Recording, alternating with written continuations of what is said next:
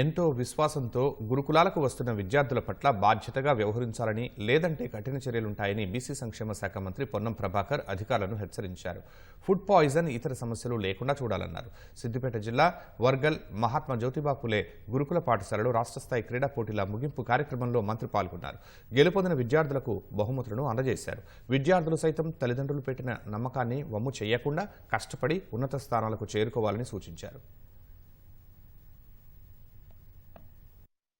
తల్లిదండ్రులు మరి పిల్లలు ఇక్కడికి వస్తే వాళ్ళ పట్ల నిర్లక్ష్యంగా వ్యవహరించి ఫుడ్ పాయిజన్ కానీ ఇతరత్ర ఏదైనా ఆరోగ్యం బాగలేనప్పుడు సరిగా చూడకపోతే సంబంధిత అధికారి పైన చర్యలుంటాయి అనేటువంటి మాట కూడా ఇది ప్రభుత్వ ఆదేశం.